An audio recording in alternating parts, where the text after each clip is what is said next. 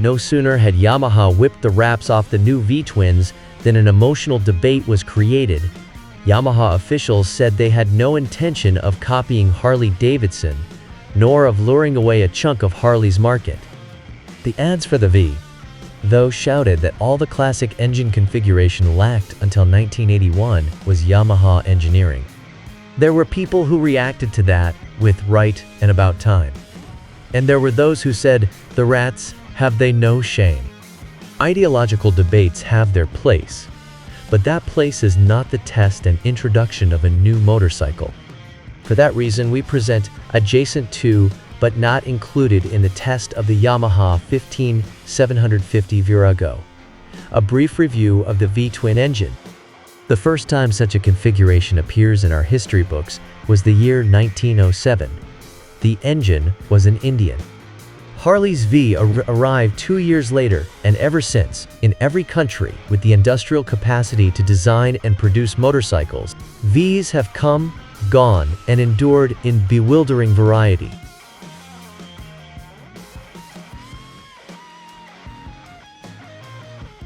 The V is a wonderful way for a motorcycle engine to be. Those early examples had an included angle of 45 degrees or less, and the cylinders were inline. That is, fore and aft, both, because that allowed a narrow engine, smoother and more powerful than a single, and also tucked nicely within the confines of the bicycle-style diamond frame of the day. Later, the V was appreciated because the primary and secondary imbalances of a single become harder to control with a vertical twin, but help balance each other out if you put the two cylinders at an angle to each other. The exact angle doesn't seem to matter, as engineers then and ever since have used angles of 45, 50, 72, 75, 80, 90, and even 120 degrees. Mostly it's a matter of how high, narrower is higher, or how long, wider is longer, the design must be to fit the target wheelbase or seat height, or any of the other 1,000 things that go into a preliminary design. These have come with side valve, overhead valve, and overhead camshaft valve trains. They've been fore and aft, and across the frame, 250 to 1,340 cc, air-cooled and water-cooled, all because the layout is terrific.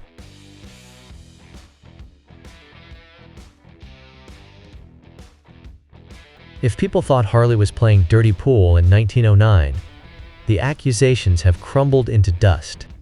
If Harley in 1909 thought it was a good idea, so did Husqvarna and Brau in the 30s, Vincent in the 50s, Ducati in the 60s, and Hesketh in 1980. The first Japanese V-twin and the first practical Japanese motorcycle was a Harley built under license in Japan in 1929. If we include the Rikuo, Harley-based but all Japanese, and we count transverse as well as fore and aft, the Marusho was the third Japanese V, Honda's CX500 is the fourth, and the Yamaha 750-920 is the fifth. Who got there first and who stole second become moot points. Did a voice from the back of the room shout that any fool with eyesight enough to pass the state exam can tell an imitation Sportster when he sees one? And you, sir over there, you want the record to show that Yamaha has produced the 750 V-twin Harley's been building since 1971, but hasn't been willing to sell.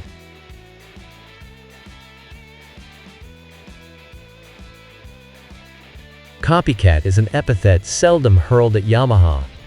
If such an accusation was made, all the defense would need is to file a bill of particulars. Yamaha persisted with the large vertical twin long after such engines went out of style.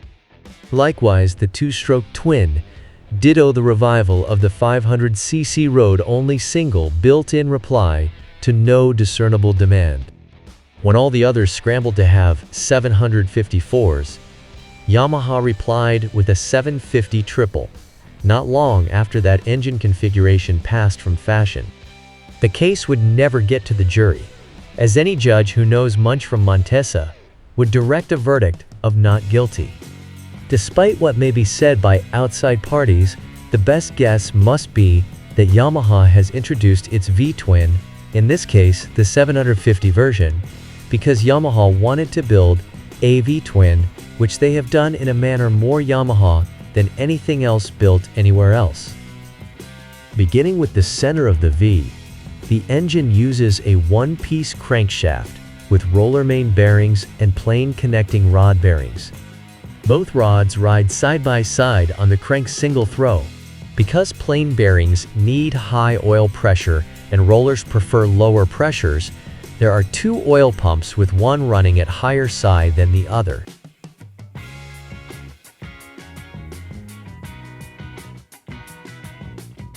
Bore and stroke normally over square for big twins, as it's calmer to move large pistons quickly than to move smaller pistons over greater distances. The three-ring pistons have nearly flat crowns, providing a compact combustion chamber. Compression ratio is 8.7, one with 2 valves per cylinder, filling most of the chamber's roof, and the spark plug tucked off to one side. Now the 15750 becomes different. There are scores of ways the barrels of a V-twin can be laid out. Most common are the identical twins.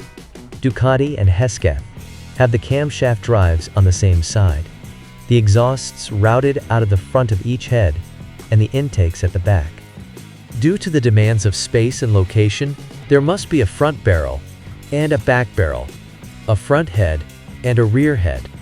Then there are fraternal twins, like the Transverse, Honda, and Guzzi. These are left and right cylinders with intakes in the back, exhaust out the front. But again, because there are timing chains or push rods running from the center of the V, each side is slightly different.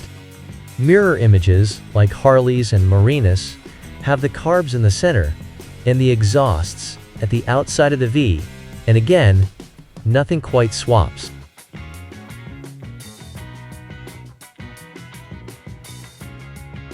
Yamaha, thanks to a neat twist, has managed to use the same barrel and head, front or rear. The 15-cylinder heads are similar to, but share no parts with, the XT and TT 250 single. Each 15 head has one camshaft, driven by high-vo chain. The engine's included angle is 75 degrees, so there's room for carbs between them, thanks to neat design there, as we'll see, and the cylinders are offset on the cases, with the rear barrel to the left of the front. There are two camshaft sprockets on the crank, one on each side of the single throw. Each cylinder has its own cam drive tower on the outside, so the front cylinder is fitted with the drive on the right, the intake facing the center, and the exhaust in front. The rear cylinder is just like the front, except it goes on a half turnaround, with drive on the left, intake facing the V, and exhaust pointing to the back. A mirror image, except that the parts are shared. Except one. The camshafts are installed from different sides, but of course they must run in the same direction, so the two camshafts are, so to speak, mirror images of each other. The 15 has two carbs, 40mm CV Hitachis, and they fit within the V because they bolt together back to front. The intake tubes turn sharply up and are fed by a tunnel through the large spine frame.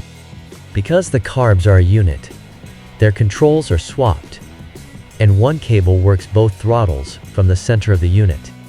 The exhaust primary pipes run into a common collector below the swing arm pivot, and then to separate mufflers, one per side.